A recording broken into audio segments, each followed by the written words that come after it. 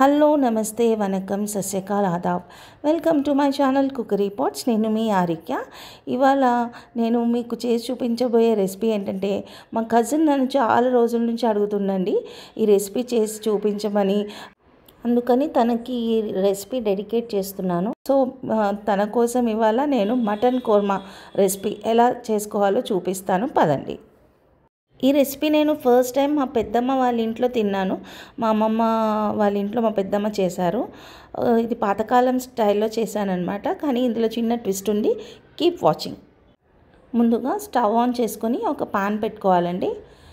ఇలా నేను ఒక చిన్న పాన్ తీసుకొని ఒక కొబ్బరి చిప్ప, ఎండు కొబ్బరి చిప్పని తీసుకొని ఇలా చిన్న స్లైసెస్ లాగా కట్ చేసి పెట్టుకున్నాను.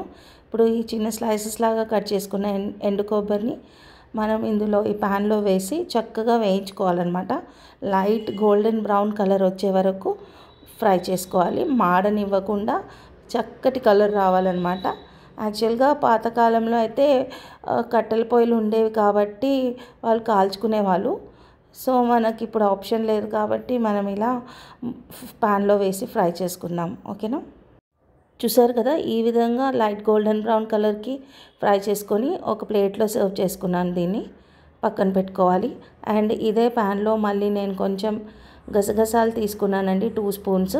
ఈ 2 స్పూన్స్ గసగసాలని కూడా వేసేసుకొని చక్కగా వేగే వరకు వేయించుకోవాలి.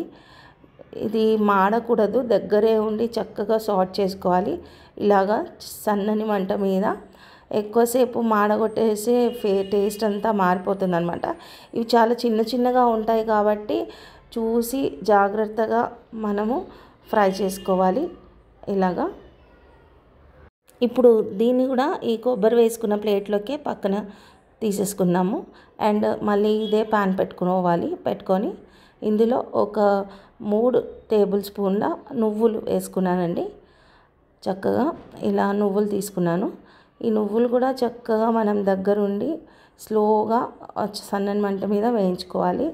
నువ్వులు వేయడం వల్ల చక్కగా ఒంటికి వేడి చేస్తుంది, చలికాలం కదా. అండ్ ఇంకోటి ఏంటంటే కాల్షియం ఉంటుంది నువ్వుల్లో, కాబట్టి నువ్వులు వేసుకోవడం అనేది చాలా టేస్ట్ని కూడా ఎన్హాన్స్ చేస్తుంది అనమాట రెసిపీలో. ఓకేనా? ఈసారి ఇలా ట్రై చేయండి మీరు. ఓకేనా? ఇప్పుడు నువ్వులు కూడా వేగిపోయినట్టున్నాయండి, చూద్దాము. ఇప్పుడు ఈ నువ్వులని కూడా మనం సేమ్ ప్లేట్లోకి తీసుకొని పక్కన పెట్టేసుకుందాము. దీన్ని ఇప్పుడు మనం చల్లారాక మిక్సీ పట్టుకోవాలన్నమాట. ఓకేనా? పేస్ట్ చేసి పెట్టుకోవాలి. ఇప్పుడు స్టవ్ ఆన్ చేసి ఒక వెడల్పాటి కుక్కర్ పెట్టుకున్నానండి. మటన్ కదా, కుక్కర్లో 2-3 విజిల్స్ ఇస్తే బాగుంటుంది అనేసి ఇలా ఒక కుక్కర్ పెట్టుకున్నాను. ఇప్పుడు ఈ కుక్కర్లో మనము ఒక 5 to 6 టేబుల్ స్పూన్స్ ఆయిల్ పోసుకోవాలి. దీనికి ఆయిల్ ఎక్కువగానే పడుతుంది ఈ రెసిపీకి. ఆయిల్ వేడవగానే ఇలా సన్నగా ఒక 3 ఉల్లిపాయలు మీడియం సైజ్వి చాప్ చేసి పెట్టుకున్నాను. ఇవి ఇందులో వేసేయాలన్నమాట. ఓకేనా? ఈ ఉల్లిపాయలన్నీ చక్కగా గోల్డెన్ బ్రౌన్ కలర్ వచ్చే వరకు వేయించుకోవాలి ఇప్పుడు మనము. అండ్ ఇందులో ఒక 3 పచ్చిమిర్చి ఇలా చీలికలుగా చేసి వేసుకున్నానండి. ఇప్పుడు దీన్ని చక్కగా దోరగా వేయించుకోవాలి మనం. ఉల్లిపాయలు ఇలా ట్రాన్స్పరెంట్ కలర్ మారిపోయాక ఇప్పుడు మనం ఇందులో ఒక చిటికెడు పసుపు వేసుకోవాలి. చూసారు కదా, ఇలా ఒక చిటికెడు అంత పసుపు వేసుకున్నాను నేను.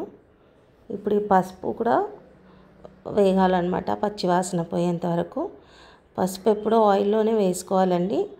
అందులో ఒక ఎంజైమ్ అనేది ఉంటుంది, అది బయటికి రిలీజ్ అవుతుంది అన్నమాట. ఓకేనా? ఇప్పుడు ఉల్లిపాయలు చక్కగా వేగిపోయాయి. మనము ఇందులో ఒక 2 టేబుల్ స్పూన్ల అల్లం వెల్లిపాయ పేస్ట్ వేసుకోవాలి. ఇప్పుడు ఈ అల్లం వెల్లిపాయ పేస్ట్ కూడా పచ్చి వాసన అంతా పోయే వరకు చక్కగా ఫ్రై చేసుకోవాలండి. ఓకేనా? మంచిగా ఫ్లేవర్ అనేది బయటికి రావాలి. వావ్, మంచి అరోమా అనేది వస్తుందండి ఇలా ఫ్రై అవుతుంటే. ఇప్పుడు మనం ఇందులో 2 కట్టల మెంతం కూర వాష్ చేసి పెట్టుకున్నాను, ఇది వేసేయాలి.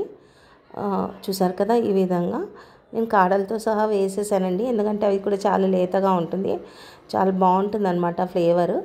ఇలా మీరు ఆయిల్లో కనుక వేసుకొని ఒక్క 5 నిమిషాలు ఇట్లా 2-3 నిమిషాలు పాటు చక్కగా ఈ మెంతం కూర వేగిస్తుంటే మీరు మటన్ వండుతున్నారు అనేసి 10 ఇళ్ళ వరకు తెలిసిపోతుందండి. అంత బాగా వస్తుందన్నమాట వాసన, ఫ్లేవర్, కర్రీకి టెక్స్చర్ చాలా బాగుంటుంది. ఇలా మీరు ట్రై చేయండి ఎప్పుడైనా. ఓకే, ఒక 3 నిమిషాల తర్వాత చూసారు కదా, మెంతం కూర అంతా చక్కగా వేగిపోయింది. ఇలా కలర్ చేంజ్ అయిపోయింది అనమాట. అండ్ స్మెల్ కూడా చాలా బాగుంది. ఇప్పుడు నేను ఒక ½ kg మటన్ ఇలా వాష్ చేసి పెట్టుకున్నాను క్లీన్గా. ఈ మటన్ అంతా కూడా ఇప్పుడు ఈ మెంతం కూరలో వేసేసుకోవాలి. ఇప్పుడు మనం వాష్ చేసుకున్న మటన్ని మొత్తం ఇందులో వేసేసుకోవాలి.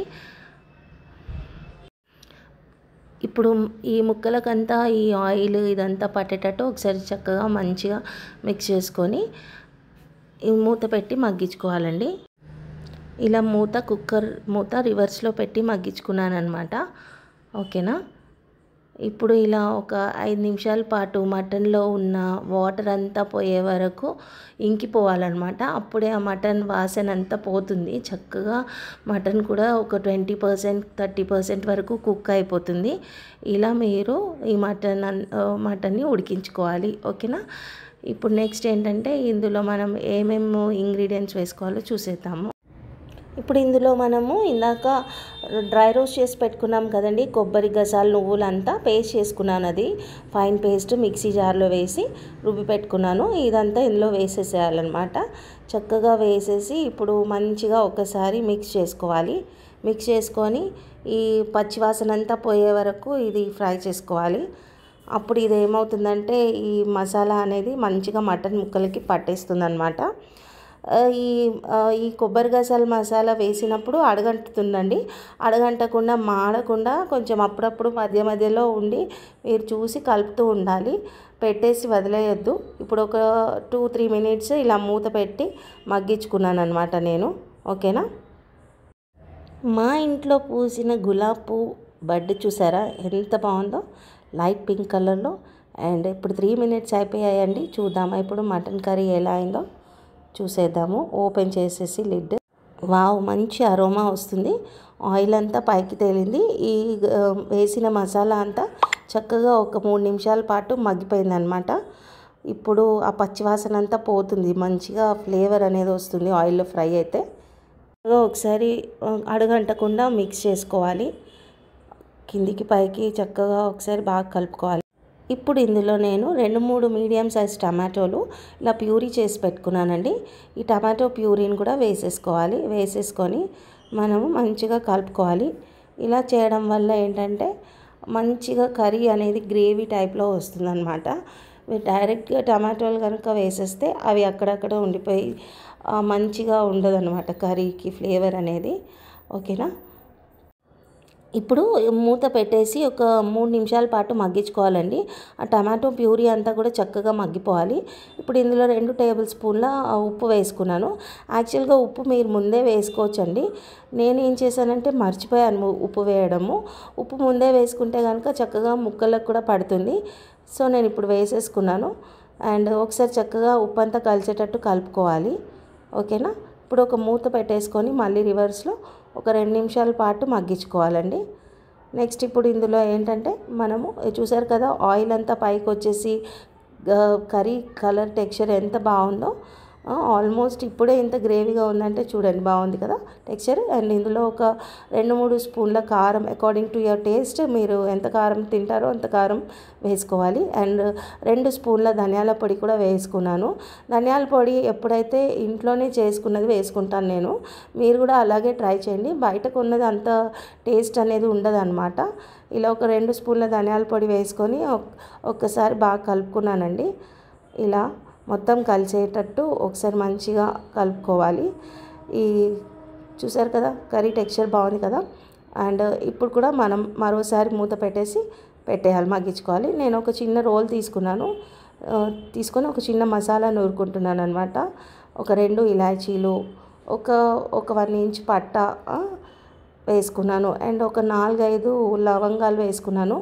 గరం మసాలా ఎప్పుడు నేను ఇలా ఎప్పటికప్పుడు నూరుకొని వేసుకుంటాను. ఎందుకంటే ఇలా వేసుకుంటేనే నాకు నచ్చుతుందండి. అది ఎప్పుడో పట్టి పెట్టేసింది వేసుకుంటే ఫ్లేవర్ అనేది ఉండదన్నమాట. ఆల్రెడీ మనకు దొరికేవే అంత మాత్రం మసాలాలు కదా, అందుకే అప్పటికప్పుడు వేసుకుంటే చాలా బాగుంటుంది. ఇలా పౌడర్ కొట్టి పెట్టుకున్నాను చూసారు కదా పక్కకి. ఇప్పుడు చూసేద్దాం కర్రీ ఎలా ఉడికిందా లేదా అనేది. చూసారు కదా ఆయిల్ అంతా పైకి తేలి పర్ఫెక్ట్గా ఉందండి కర్రీ టెక్స్చర్ అనేది. ఇప్పుడే చూస్తే నోరు ఊరిపోతుంది నాకైతే. అండ్ ఈ ముక్కలన్నీ మునిగేంత వరకు వాటర్ పోసుకోవాలి మనము. వాటర్ పోసేసుకొని ఇలా ఫైన్గా చాప్ చేసి పెట్టుకున్న కొత్తిమీర వేసేసుకోవాలి. వేసేసుకొని మనం ఇప్పుడు ఇందాక నూరి పెట్టుకున్నాం కదా, దంచి పెట్టుకున్నాం కదా, ఆ గరం మసాలా కూడా ఇలా వేసేసేయాలి. గరం మసాలా ఎప్పుడైనా సరే లాస్ట్కి వేసుకుంటేనే ఫ్లేవర్ అనేది ఉంటుంది. ముందే వేసేస్తే అది అంతగా ఏర్పడద్దు దాని ఫ్లేవర్. మీరు ఈసారి ఇలా ట్రై చేసి చూడండి నేను చెప్పినట్టు, ఓకేనా? లాస్ట్కి వేసుకొని చూడండి.